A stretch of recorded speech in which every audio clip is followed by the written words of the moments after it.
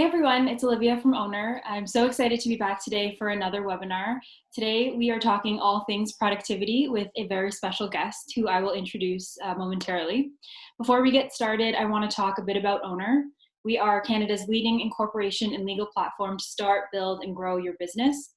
Ownr offers an all-in-one digital service to register or incorporate your business, automate legal tasks, manage employees, and more, all in one spot.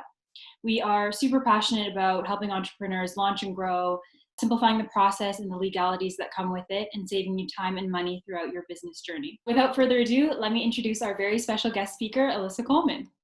Hey. So Alyssa is a productivity strategist for creative entrepreneurs and founder of Your Most Profitable Quarter Yet. A recovering procrastinator herself, she became obsessed with figuring out how the Oprahs, the Beyoncés, and the Marie Forleos of the world were running empires, staying creative, and making it all look so easy. As soon as she figured this out, her business did a complete 180. She mastered the exact process to take entrepreneurs from overworked and underslept to productive, profitable, and free. And from that, the Freedom Rebellion was born. Alyssa, welcome. Hey, thanks so much for having me. Amazing. And so a quick note to everyone watching, while this webinar is pre-recorded, Alyssa and the Ownr team will be live on standby in the YouTube chat box. So feel free to pop in any questions you have throughout the webinar and we'll be in there answering. Yeah. All right, let's get into it. Why don't we start with a few icebreaker questions? Okay. Just throw them at you. First one, what is your go-to pump up song? The song you play when you need motivation? Oh, it's got to be something Lizzo. I have a whole Lizzo playlist that when I'm just not feeling it, pop that on and it will shift my mood immediately. Love it. And then I'll ask. You can't be mad in a Lizzo playlist. You just can't. You can't. I totally agree. And then I'll ask, what are you most looking forward to when everything opens up again? Oh my God. Restaurants for sure. Just any, and I just moved to a new city. So there's so many places that I'm looking through the window. I just love, when restaurants have a cute inside that they've spent so much time making it look cool. So I can't wait to go back in. And a great way to support local too. Yeah, exactly. Let me in. I love it. All right. Why don't we jump into a bit of a story time? Maybe I'll pass it over to you. Do you want to tell us, a bit about your story and your journey as a businesswoman? How did you get started? Yeah, so I kind of got into what I do now, which is productivity strategy. Quite a few years back now when I first started my business. I started out as a nutritionist and a yoga teacher, and things started going well for me, but I realized really quickly just how unproductive I was as an entrepreneur. I was that person who was working 40, 50, 60 hours a week, at my desk. I would take my laptop with me to the couch, and I just wasn't being a good employee in my own business. And I realized okay, the only person I really have to blame here, or the only, solution is for me to figure this out myself. And, I had always kind of self-identified as a procrastinator and just an unproductive person. I was always that person who handed in her papers in university, right on the due date or a couple hours later or whatever. And I thought that was just kind of how I was. But when you're your only employee, I was well, you're going to have to change. So I went down my own personal, journey, adventure of trying to become a more productive entrepreneur. And through that, I figured out a lot of really cool things and a few really different ways of looking at productivity that I think we haven't really questioned for a long time. A lot of what I would read or the exercises that I would try were very much based on if you're working at in a big corporation where you have hundreds of employees and all they want is for you to just do more every single day. Whereas my, end goal was really to actually be able to work less often, but have bigger results. I wanted to not be working as much as I was.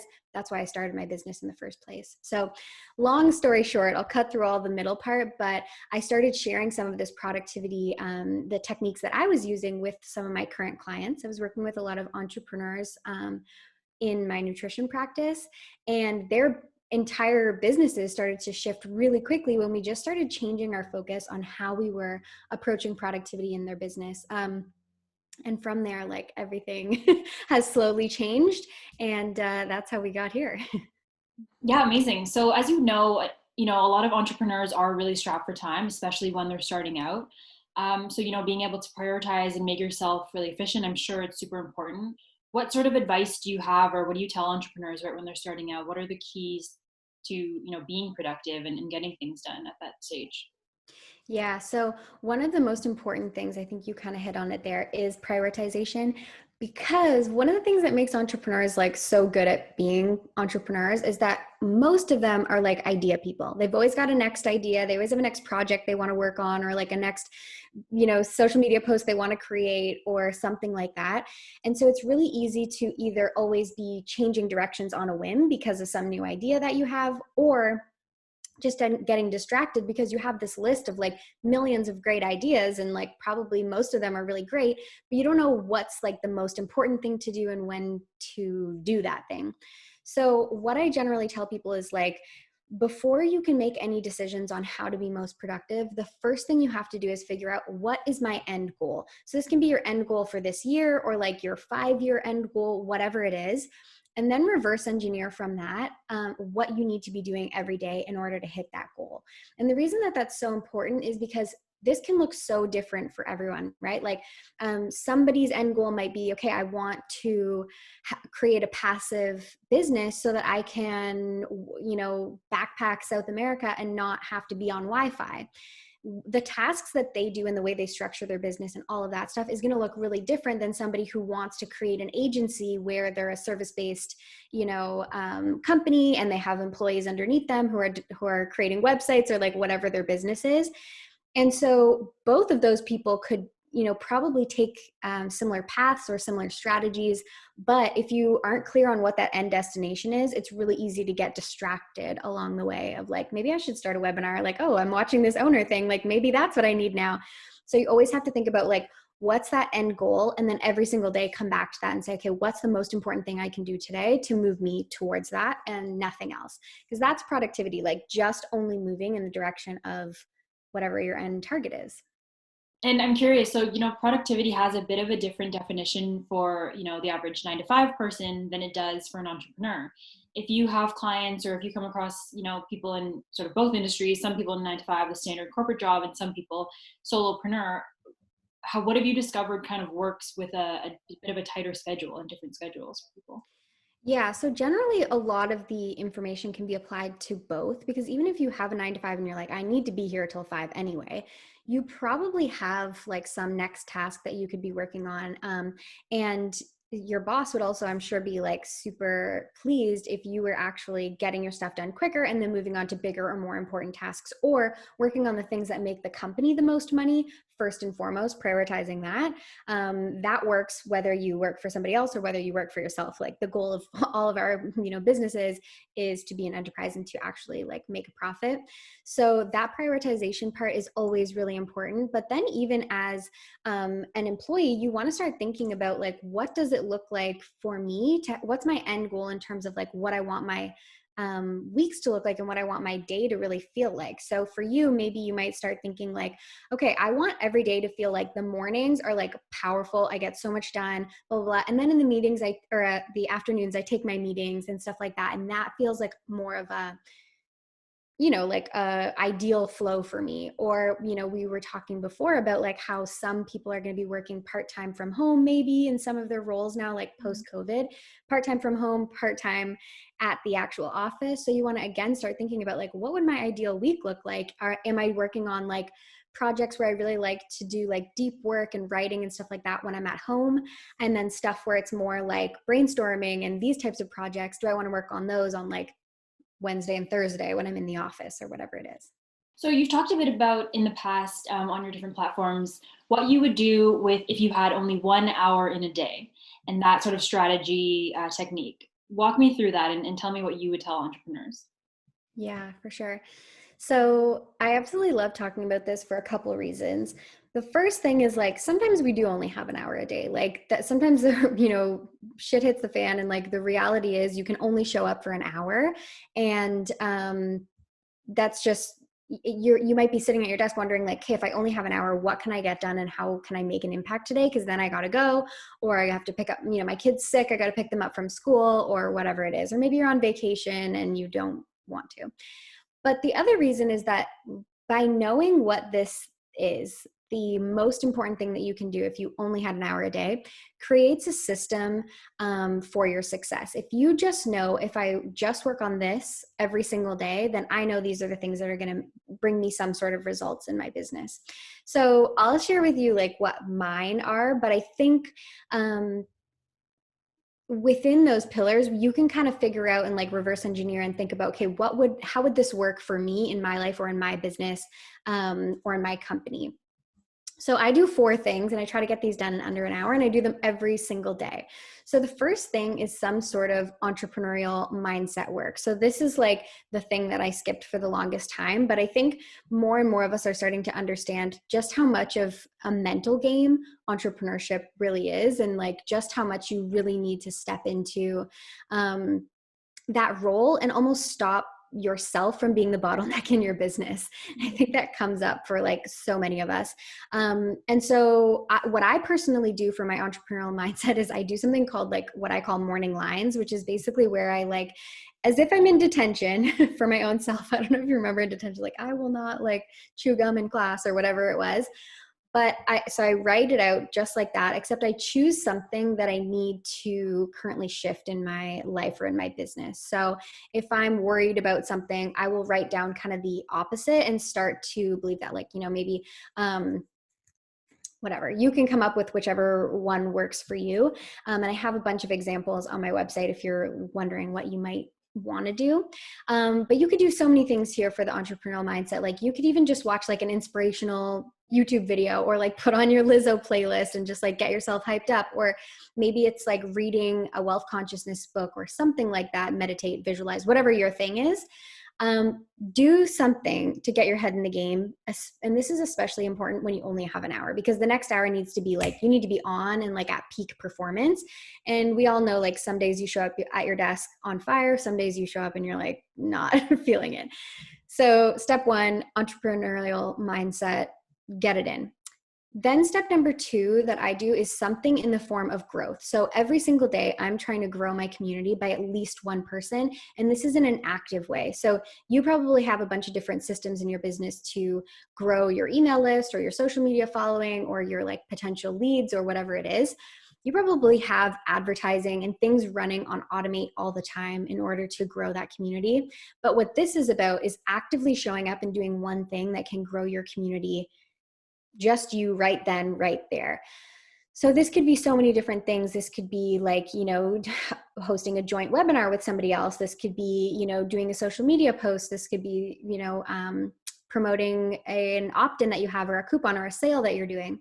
But think about, how can I grow my community by at least one person today? Some days it's one person, some days it's 20. But you want to make sure that you're actively doing that every day. Then the next thing that I do is what I call like nourishment. So I always think like, all right, if I've spent that time growing my community, even if it's just by one person, I did that yesterday and the day before and the day before, I need to make sure that this community of leads is actually warm. They're actually interested in what I have to do. They actually remember how they got into my community in any way. We've all been in that place where you like get an email from someone and you're like, how did you even get my email? I'm sure I opted into something, but you're like, well, what are you doing in my inbox? I don't know you. How did you get here? And so you always want to make sure that you're doing something to show up and provide value to your audience, so that you don't come out of the blue when you're now making an offer and, promoting sales and stuff like that. And so we try to figure out, we do a lot of different things. Maybe you have a podcast, maybe you put out like educational videos, maybe you write a blog, maybe you shoot an email to your community with like a couple hot tips. There's so many great examples of this. One who I really love right now is a company called Later. They're a social media scheduling app. I absolutely love getting their emails. And I feel like with a lot of us, our inbox is like such a like sacred space, and anything, we're like very, like particular with what you get and what you don't get. And they send out really high value emails every week. And we always try to model after the types of emails. So look into your inbox, like what types of emails do you enjoy actually reading, and make sure that you're sending out stuff high value to your audience. But yeah, so we do one thing every single day to like warm up, heat up, nourish that audience in some way. And then the last thing that we do, like all within an hour, and by we, I actually just mean me, within an hour is make an offer. Every single day, we find some way to mention one of our offers. And by that, I mean like a paid offer, not a free webinar or a free whatever you have. Some way, shape, or form, talk about your product, your service, your program, whatever it is. And this does a couple of things. Number one, obviously, the more you talk about your offer, the more sales you're going to make. That's just kind of like an obvious side effect.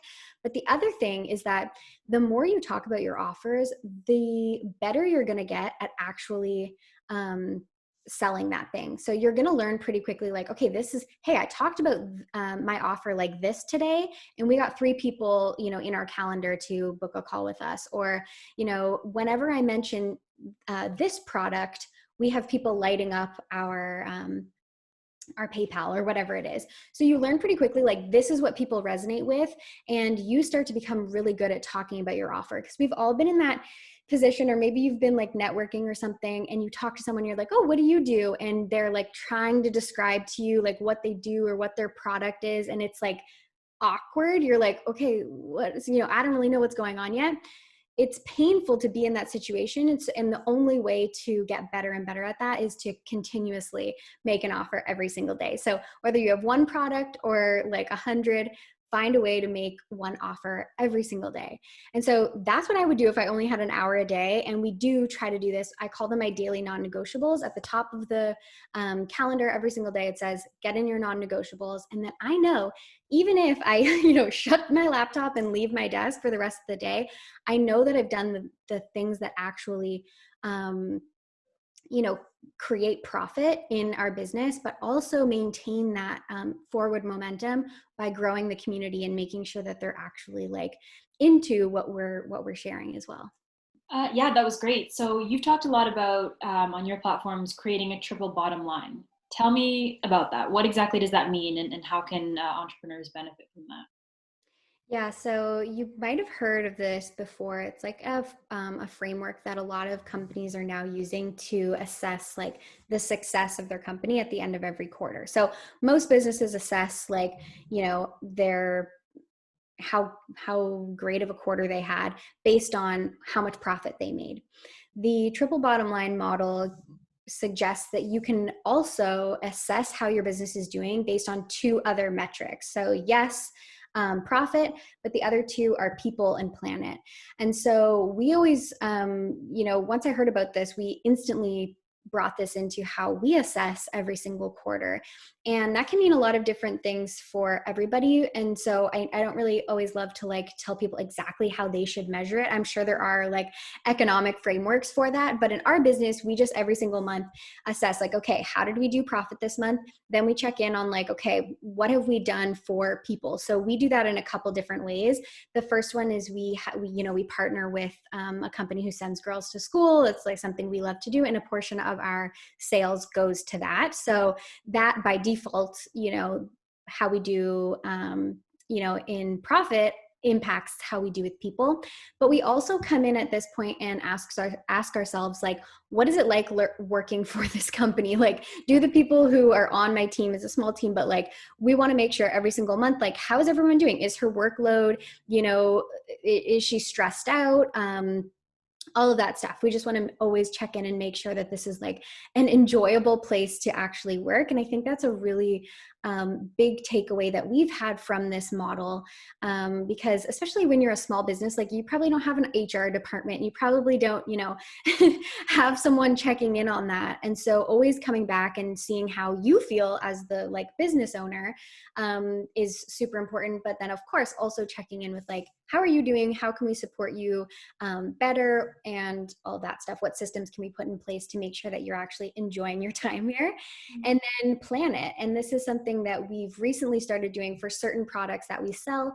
We, for every like product that's sold, we plant a tree. But you can do this in so many different ways, but also just making sure that your company isn't being a like just trying to eliminate the carbon footprint of your, or shrink the carbon footprint of your business. So another thing that we used to do when we could travel was whenever we would buy, you can buy carbon offsets. So you basically just plant as many trees as it takes to offset the emissions that it took for you and your team or whoever to fly to wherever you went. So there's a lot of different things that you can do. And I think it's important to like choose the ones that feel exciting to you or that you feel passionate about, because then you're going to be more inclined to actually check in with those every single month. But I think that's a really important framework to think about, especially as small businesses, because it's really easy to just always get caught up in like, okay, how do we do this month? You know, what's the profit? And then continuing to like push forward. And sometimes that's at the expense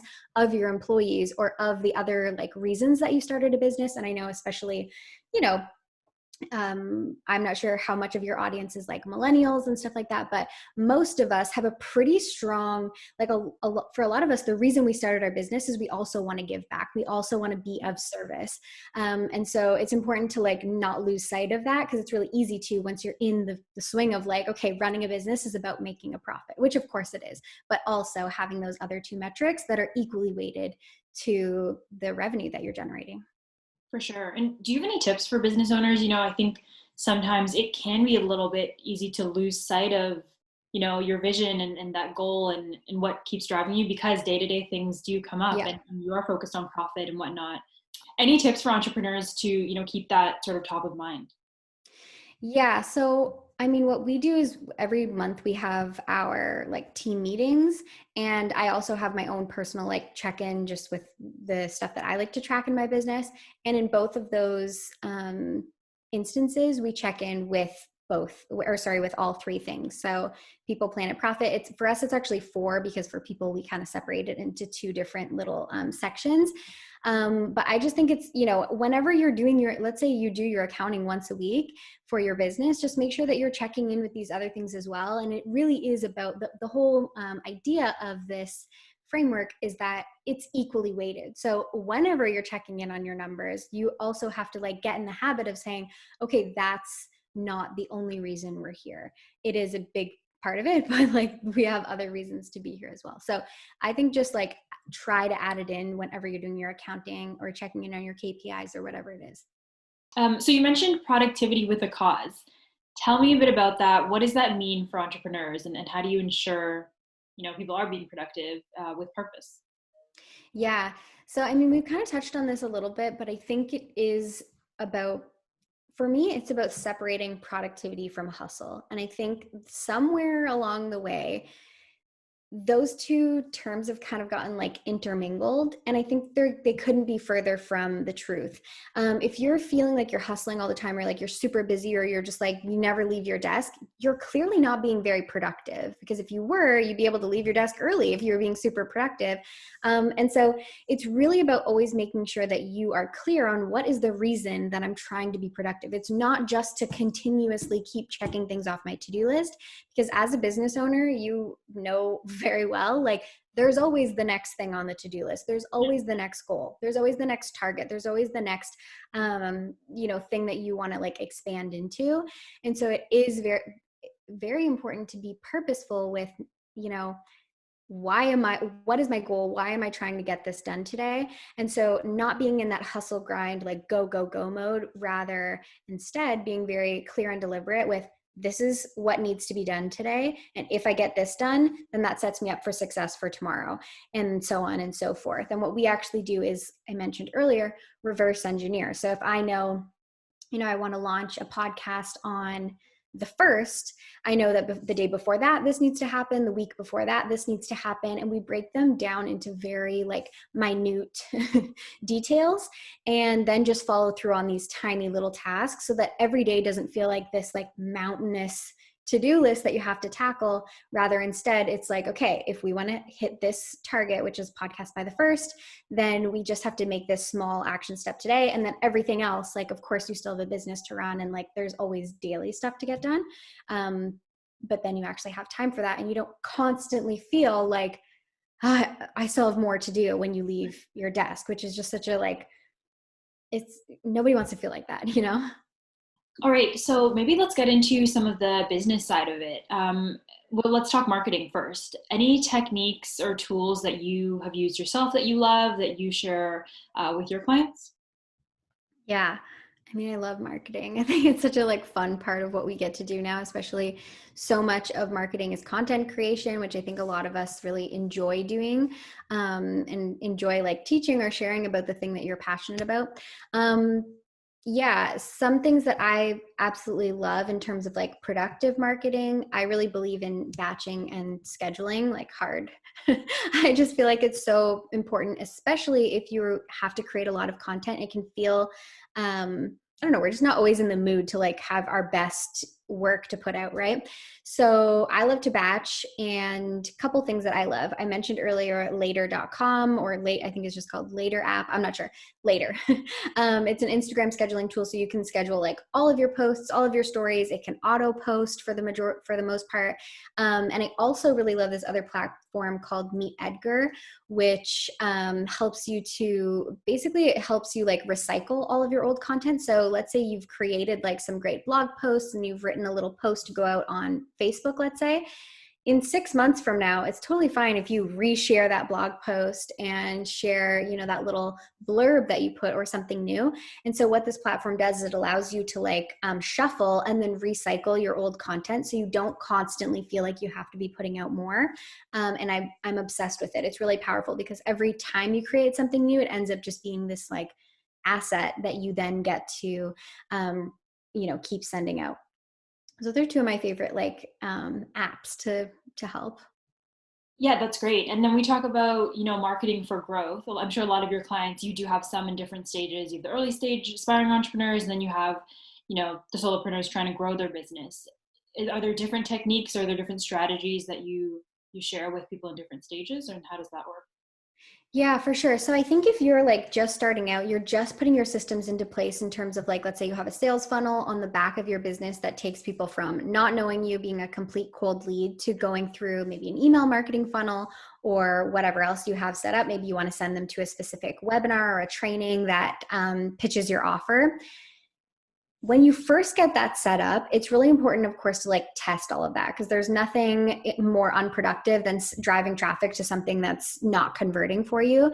So at that stage, I really recommend like organic marketing always. So, you can do this in so many ways, but like reaching out to your community that you already have on Instagram. If you don't have anyone there, try doing things like leveraging other people's audiences. So ask yourself, like, who already has my community, who already has my audience, who's in a complementary niche to me rather than a competitive niche to me. So not, let's say you're a nutritionist, don't go to a popular nutritionist who has, does exactly what you do, but has 1 million followers and say, hey, can I like pitch to your audience? Of course not.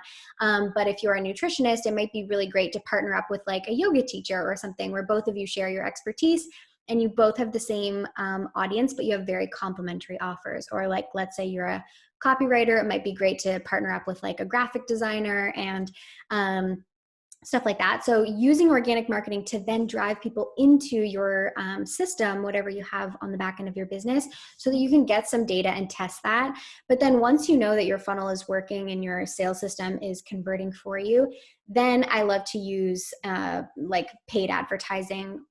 For sure. It's an incredible way to just leverage your time. So we really love to use Facebook ads. We are starting to really lean into Pinterest marketing. It's really an exciting thing as well, but you can do it in, however you like to use paid advertising. Instagram you can do as well. But those are some of my favorite ways. And I think once you know that this is converting properly, then you can start to really leverage your time by just letting, Facebook send you those leads. And they, it's a little bit scary, but they really are good at finding, if you're able to give them some information about like, this is who has generally purchased my product, Facebook can then say, okay, we kind of know a little bit about these type of people. Let me find you more of those. And it is like a really great use of your time, because it's a little bit harder to do that organically and just like, have that being served up in front of your dream client. Yeah, absolutely. And I'm curious on the marketing and business side, there's a lot that we find that works and that's great and we share it with clients, but there is a lot that probably doesn't work. And I'm sure there's a lot of trial and error, especially as an entrepreneur. Yeah. Can you talk a bit about some of, the challenges that you face in your career and with your clients, and then maybe what's worked and what hasn't? Yeah, I think, you know, what I've noticed is that it really is like purely a case by case basis. Because one strategy that could work for, one of my clients, we could try to copy and paste that into somebody else's business, and it just has zero results. So generally what I find is like, you have to kind of figure out like, what's your secret sauce? Like, are you incredible on video? Then friggin' you need to be making videos every single week. Like, that is your thing. But if you're awkward on video and uncomfortable and you can't, you like can't dance, but you're trying to make like reels where you're dancing in them, like it's just not going to work. But maybe your thing is you have an incredible voice and you love to tell stories and podcast you start a podcast and that absolutely blows up. So I really do think it is about being kind of like self-aware as an entrepreneur, and rather than, again, back to, that shiny object syndrome, rather than looking at like, oh, they've started a webinar, maybe I need a webinar. If you can't sell on a webinar, it's just going to take you a lot of time to kind of like create this sales webinar, let's say, and then it doesn't get you any results. Instead, kind of think about, what am I naturally really great at, and what, one of the questions I like to ask my clients is like, what are you naturally good at that most people aren't? So for some people, it's like, I'm naturally good at creating like a very like calm environment. So then share about that, share about you, I don't know, like lighting candles or like being in the bath or whatever like your thing is. But you can create that sort of like mood for the people who are following you either on social or on your podcast or on your videos or whatever. And it will be way more effortless if you lean into like what you're already naturally good at. And then you sort of start to find like, okay, what am I really great at? And what does my audience really resonate with? And like, where's the like, center of the Venn diagram or whatever. And then once you find that, stop looking everywhere else, put your blinders on, and just go all in on that. All right, so I want to talk a bit about social media. We know that it can be, super beneficial for entrepreneurs and businesses, and we also know it can be a little bit detrimental when it comes to wellness and mental health. So, and productivity. Yeah, absolutely. And I'm curious about, your thoughts on this, how it can be beneficial, but also how to create those boundaries between your business and your personal life. Yeah, I know the lines are definitely starting to get more and more blurred, and it really, like, especially depending on what business you have, like if you're an influencer, being online is your business. If you are a content creator, but all of our businesses now, like I don't even, go to a new grocery store without like checking out what their Instagram's like. So for all of us, it's so important to be on social. But it's like you said, number one, obviously we now sort of know the mental health effects of it, but it's also like probably the most common answer when I ask people like, where do you think you're spending way too much time that you wish you weren't? They will almost always say social media, because for a couple of reasons. One, you feel like you always have to like create more. It's just like a hungry like content monster. But also when you get on to maybe post something, then suddenly you're like in a doom scroll. You've watched like 100 reels and like now you're on TikTok, whatever, right? So a couple things that I really recommend to leverage social media, but without spending that much time on it. Number one, I talked a little bit about, which is batching. So having a really clear idea, like what we always do is at the beginning of every month, we have a clear idea of like, what do we want to like share about this month with our audience over all of our platforms? So social, what are we emailing people, everything. And that's also a really great way to make creating content feel a lot easier, because you don't feel like you have to come up with a new idea every day. You're almost just kind of like continuing the conversation of that month or of the quarter, depending on how you do it. So we figure out what our goal is, and then we start batching out the content. And what we try to do is kind of mirror. So let's say we're sending out an email today. We'll try to leverage some of that copy that we've already written and stuff like that for maybe a social media post, and maybe similar sentiment to what's inside the email, I'll then turn into a reel or something like that. So we do try to like leverage our time, and rather than feeling like every day, okay, I got to make an Instagram post, I need to post on Facebook, I got to answer that thing on LinkedIn, I need to, put a pin on Pinterest, it can feel really exhausting. Instead, we think like, how can we make this one piece of content work for us in so many different ways? So that's the first thing, like go in with a plan. The second thing is to schedule. So obviously use some sort of scheduler. There's so many different ones that you can use, and it really makes your life a lot easier. But then the third thing is like, obviously you do need to go on, you have to engage. Part of, if I only had an hour a day is really nourishing your community. And part of that is like, if someone comments on your post or something, you do kind of have to, don't just like leave it there and hope they're going to come back again. It is important to like answer your DMs and all of that stuff.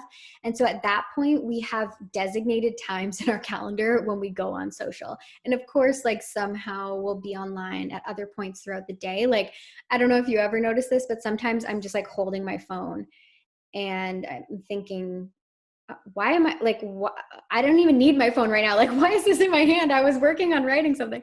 Like it hops in, like, I don't know what happens.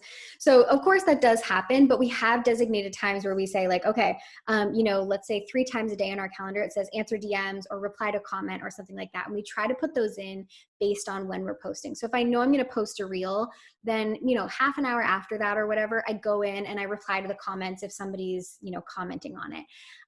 And what that does is a couple things. Number one, gives you permission to be on your phone because we all like think about it all day long.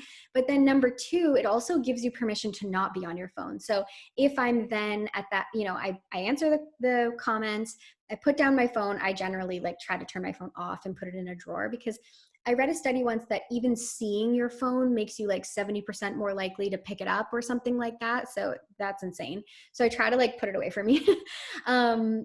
But then, so if I turn it off and I put it away and I'm working on something else, in the back of my mind, I'm not thinking like, oh, I wonder if that person replied to me, or, I wonder if I have any comments on that post, because I know in my mind, okay, it doesn't matter if any of that's happening because I have time in my calendar in 3 hours to go check in on it. And I don't feel like I'm leaving anyone hanging or anything like that. And we do similar things with like our email and stuff like that too. So if you feel like you constantly are opening up your inbox, if you have a couple times in your day where okay, I've answered at 10 a.m. and I'm going to go back in at 3 p.m., everyone else can pretty much, unless it's, a launch day or something, and everyone else can pretty much chill out for a couple of hours while I get some other stuff done. So those are kind of my ways of limiting how much time we spend on social. But honestly, like I think we're all pretty addicted to our phones. I'm not like any kind of guru or anything. Like I said, a lot of times I'm like suddenly scrolling Instagram and I'm like, didn't I open my phone to call my mom? I don't know. How did I get here? Yeah, no, it's definitely tougher than we all like. I'm sure like, everyone tries, but it can be tough to kind of break out of that, constant on being on social media and your phones for sure. Okay, so I want to talk a bit about social media when starting out. So a lot of entrepreneurs, right when they're from the get-go in early stages, they want to use social media for their business. They don't know how. What would you recommend to them and what platforms to start on? Yeah, for sure. I know it can be really overwhelming. And I feel like all of us, and there's like new platforms popping up all the time. And we're like, oh my God, I need to be there too. My general advice is to find the one that you naturally hang out on the most, because you will kind of know there's like a kind of subtext with every social platform, right? Like you can't just go and if you can't go onto TikTok and use it like LinkedIn. Like it's just not, you have to kind of know the like culture or the vibe of that social media platform. So whichever one you are already spending your time on, leverage your time and put the majority of your content there. But what I have found, so there's a few different things that I really love. First thing is like, I hate to say it, but everybody needs Instagram. Like it's just like, it's become part of our life now and most people's businesses. If you figure out how to run a business without Instagram, let me know. But for now, everybody kind of needs it. Put something up there, like just have, a little bit of attention there. But what we generally use Instagram for is more for that nourishment phase than growth, because it's really hard to just grow on Instagram in my experience. And I'm not a social media expert by any means, but what I find is like, it's a lot easier to grow on other social platforms. Now with Reels, it is getting a little bit easier to be like found, but for the majority of time, you're not like scrolling Instagram and then find someone new and start following them. Like it doesn't happen so often. So we use it more for once we bring someone into our community and maybe they're on our email list or something like that, we'll get them to come over to Instagram. And that's where we kind of keep that relationship going on, Instagram stories and stuff like that. But you do have to have a presence there. But the platform that we love is Pinterest. Pinterest is like such an underdog. Like nobody talks about it, but I'm obsessed with it for so many reasons. Number one, it's a social platform that's also a search engine. So if you're looking for something like how to, like DIY a deck, or I don't know, a lot of great content's going to come up. And the thing that makes that so valuable is that if I click on your blog post and you're a deck designer or something like that, I don't know, maybe that's your business. If I click on your blog post and I read how to do it and all of this stuff, and then you're selling me like a plan that like teaches me how to build a deck or something like that, I've already gotten so much value from you instantly in the first second that I know you, that I'm so much more likely to purchase or to get on your email list and so on and so forth. Whereas with platforms like Instagram and even Facebook and Twitter, they want you, like literally the smartest people in Silicon Valley are focused on keeping you on that platform for as long as possible. So if you're trying to get people to go off the platform and go to your website or book a call with you or buy your product, it's really quite difficult. Like people are literally working against you. Whereas platforms like Pinterest are really great because the idea is you look for what you want, you click it, and then you go to someone else's website. And so there's a lot of opportunity there to grow an email list, which we know is so important, but also to sell your products. So I really love to like leverage Pinterest, look into, Pinterest marketing. And it is a bit of this like underdog right now where if you're getting into paid advertising, it is a little bit cheaper than Instagram and Facebook advertising because there's less, players in the game right now. Yeah, absolutely. And I'm curious, I want to switch gears here a bit and talk about wellness, because I know we're always talking about being productive, and then sometimes you want to make sure you have time in your schedule for both, for business and for taking care of yourself. But I think there is a big push, I'd say in the last few years, for people to really prioritize, their mental health, their self-care, and taking that time to yourself, especially as an entrepreneur. What are your favorite sort of wellness practices and tips you have for entrepreneurs? Yeah, I mean, I think it, especially like in the last couple of years, it has been the lines have been blurred between like what's work, what's home. And if you're home all the time, it can be pretty like confusing. For me, the most important thing is to like leave my work in my office. And so even if you like work at your kitchen table or whatever your thing is, but try to have some sort of like routine where you leave your work there. I think that's like one of the most important first steps we can take, especially if you're a business owner. Like we all know you're thinking about your business, like when you're walking the dog, like when you're in the shower, like it's already on your mind so much. So try to have some sort of routine where you like turn it off, leave it there. But yeah, my other wellness routines, I like to do a lot of that type of stuff, but I think, some of the best things that you can do are like reading. I think it's just like a simple old timey like self-care practice that is still so fulfilling and can be a really nice way to like get off your phone, not think about work. You almost immerse yourself in this other world or something like that without just like tuning into Netflix and almost like checking out, you know what I mean? So that's kind of one of my go-tos. So what advice do you have for entrepreneurs looking to start their own business, and they may not be sure where to start? Sure. Yeah. It is a big step. It's something that I think a lot of us have an idea in our mind of like our business that we want to start, or our next business, or this good idea that we have. I would say if it's like calling to you, just take the first step and, moving towards that. Like what's really great about starting a business in, this time is that you can kind of dip your toe in and make small steps without, maybe purchasing a storefront and getting a lease for a year and like all of these things that can be really scary. I would say like start making some first small steps, like reach out to somebody who who maybe has a similar business or something like that, who you can get advice from, and slowly just like take small steps until you feel like, all right, I'm going all in now, and I'm going to, maybe look into Ownr and like get my like legality of my business set up and stuff like that. But in the beginning, like just start talking about what you really want to do and see if there's any interest, and how you feel about going about it. And even if you're working a full-time job and you're just doing this for like an hour or 2 hours after work, you will start to get a feel for like, is this something I could really see myself doing long term?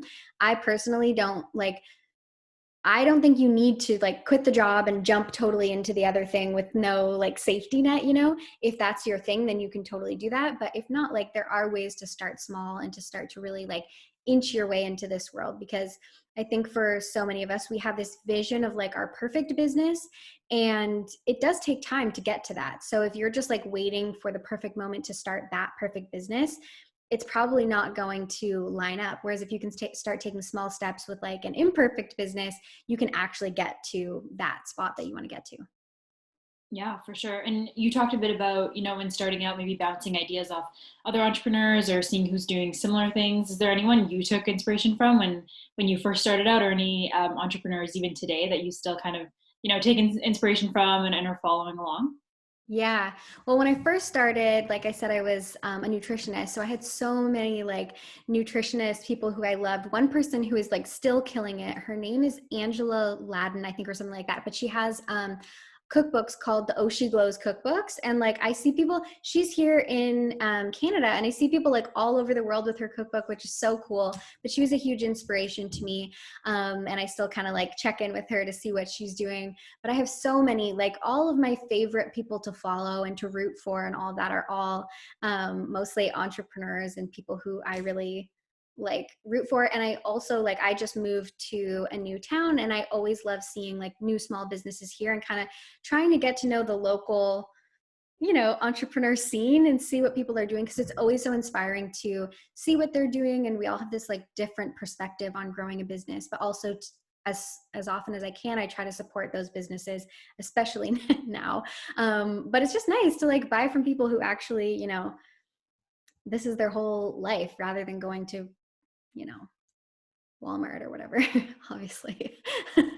So I want to talk a bit about supporting small businesses. During this time in the pandemic, it's been an incredibly challenging time for small businesses, and something that, they've really never been through before. And we've seen a lot of resilience and definitely optimism. But it has been more important than ever to shop local and support, our local stores and businesses. Can you share a bit about some of the businesses that you've been supporting during this time? Sure.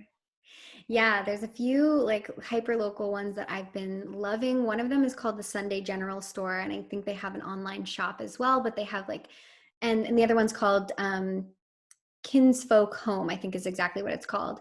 Not Kinfolk, Kinsfolk. And both of them have like really curated, like cool stuff for your house, and, plants and like just like cool stuff. Like the Sunday General Store will have things like jalapeno salt or something that you're like, I didn't know I needed this, but now I do. And I think it's really cool to follow those types of brands and stuff like that on social as well, because it's similar.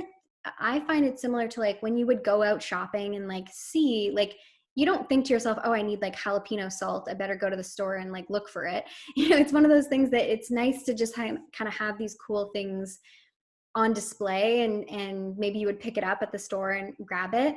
So I love following them and purchasing from them, and like, just like also those types of shops really on their end prioritize the types of products that they bring in, like bringing in sustainable products or purchasing from ethical brands. So it's nice to know that the way I'm spending my money is with a local business, but then the way that they're making buying decisions is also, really ethical. So I just love stuff like that. And I think that's what's so cool about these small brands that you don't get when you shop at like, even like Chapters and Indigo and stuff like that is really great, but it's hard to know where your stuff is coming from and where it's going as well.